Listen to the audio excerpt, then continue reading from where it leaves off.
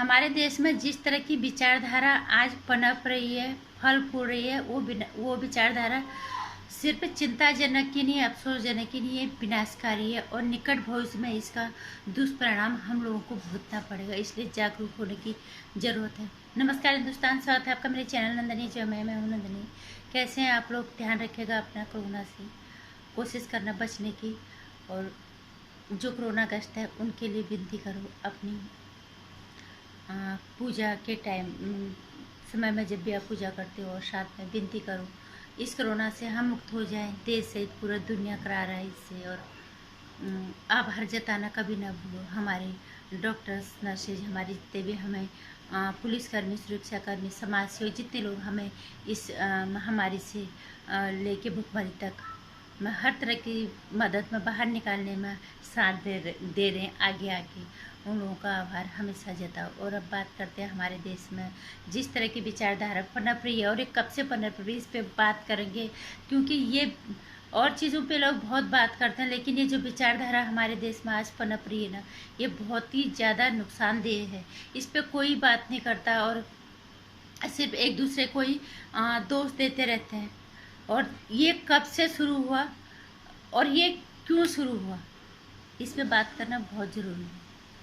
और जो ये विचारधारा इस हद तक ये जो पनप रही है, जो विस्तार इसको मिल रहा है, ये विनाशकारी है। और ये इतना दूषित हो चुका है, दूषित करने वाली ये विचारधारा है ना, ये विनाशकारी, एक समझ लो कि एक अपने अंदर थोड़ा थोड़ा करके विस्फोट जमा कर रही है, और जो कि बहुत बड़ा विस्फोट हमारे देश के अंदर होगा, और जो कि गृह युद्ध का रूप लेगा।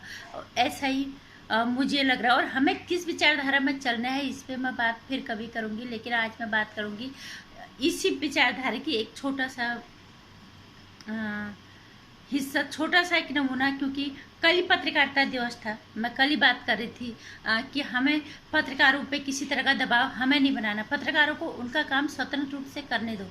जहाँ पे कोई गलत करता है वहाँ पे आवाज़ उठाओ।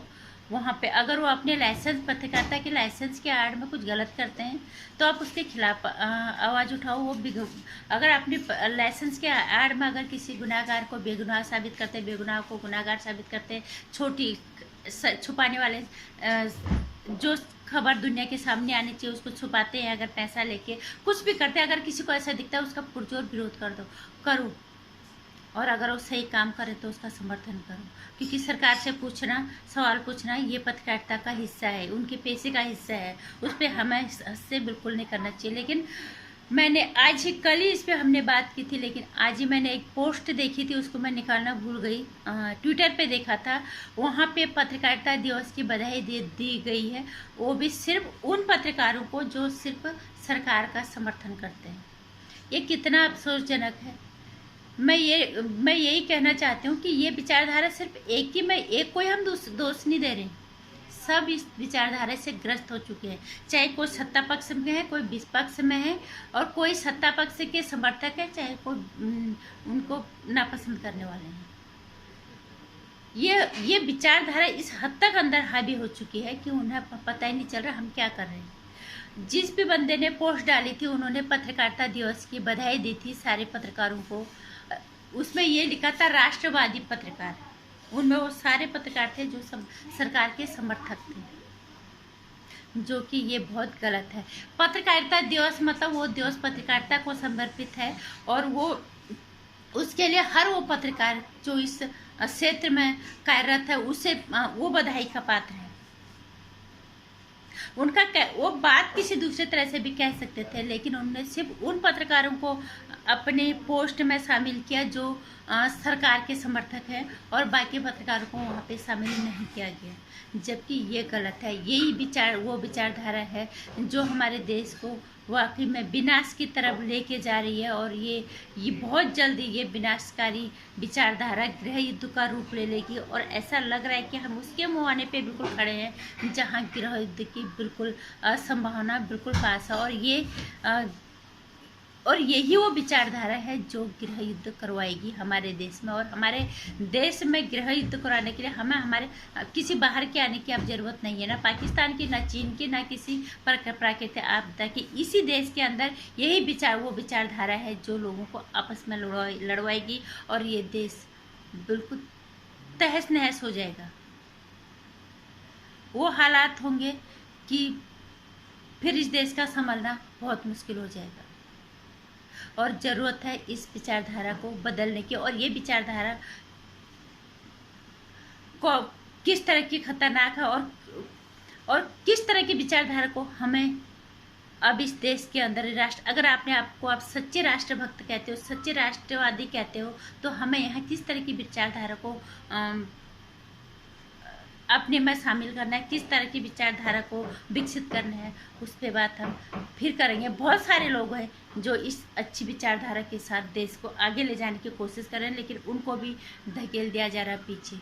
अपने आप को तथाकथित राष्ट्र भक्त कहने के चक्कर में ये लोग बहुत कुछ दूषित कर रहे हैं और बहुत कुछ गलत कर रहे हैं, और इस देश को जो है लगभग उस गृह युद्ध के मुहाने पे ले जा रहे हैं जहाँ पे हम पहुँच गए, समझ लो। जिस तरह का हम माहौल आज देख रहे हैं, और कुछ नहीं, मैं कल ही का बता रही, कल पत्रकारिता दिवस था और पत्रकार वो बंदे ने सिर्फ उन पत्रकारों की पोस्ट वहाँ पे लिखी थी जो सिर्फ सरकार के समर्थक थे।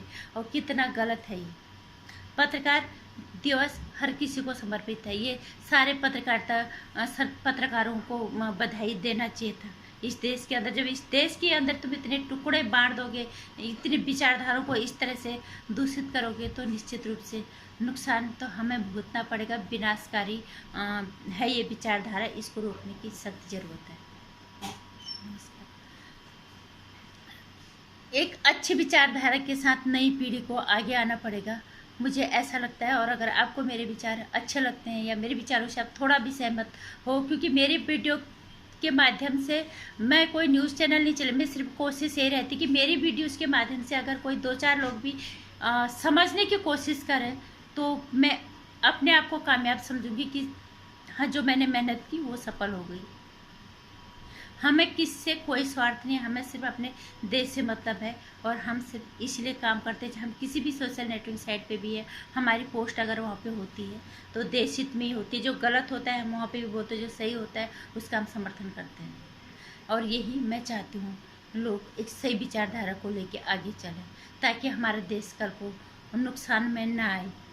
और ये जिम्मेदारी बनती है नई पीढ़ी की, क्योंकि पुरानी पीढ़ी कुछ तो विचारधारा का उनका टकराव है ही, लेकिन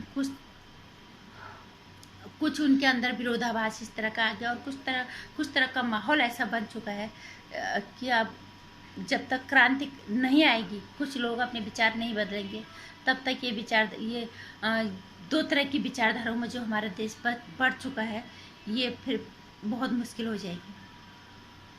मेरी वीडियो को शेयर कर देना और लाइक कर देना, चैनल को सब्सक्राइब कर लेना आने वाली वीडियोस की जानकारी के लिए घंटी आइकन प्रेस